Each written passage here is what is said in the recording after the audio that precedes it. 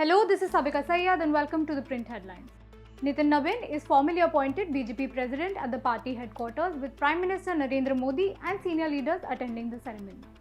Prime Minister Narendra Modi calls Nitin Nabin his boss in party matters, describing the new BJP chief as millennial leader shaped by rapidly changing India.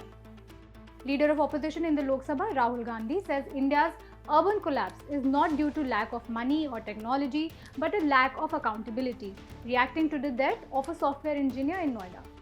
Greater Noida police arrest builder Abhay Kumar in connection with the death of Noida techie Yuvraj Mehta, whose car plunged into a water-filled pit in Greater Noida.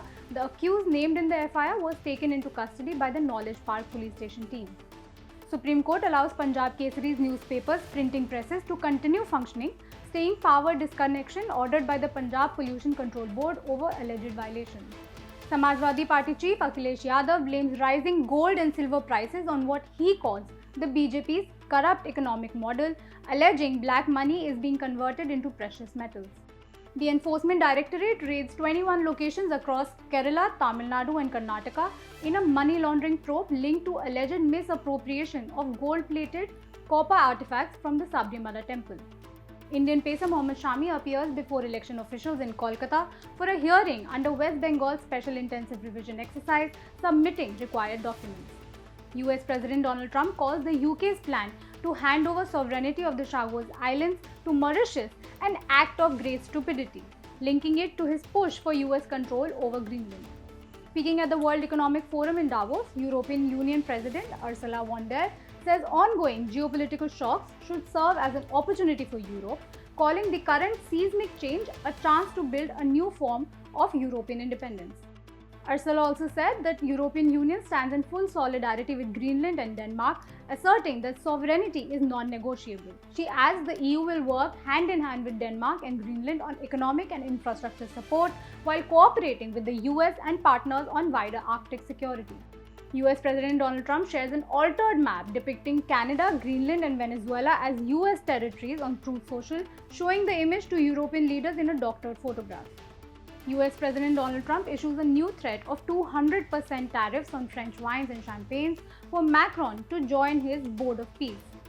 Morocco accepts US President Donald Trump's invitation to join the proposed Gaza Board of Peace, a US-led initiative to establish a governance framework for the territory.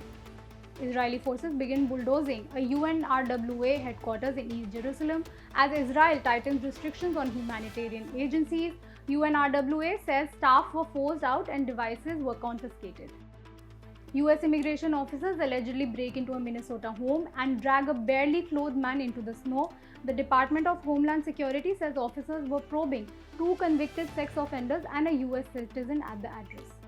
Australia moves to pass tougher gun control laws after the Bondi mass shooting, introducing enhanced background checks using intelligence agency data. PhonePe received SEBI approval for its IPO and is set to file its updated draft red herring prospectus soon, paving the way for one of India's most anticipated fintech listings. FIFA President Infantino calls Senegal's walk-off protest during the Africa Cup of Nations final unacceptable, criticizing players, coaches and fans despite Senegal going on to win the title.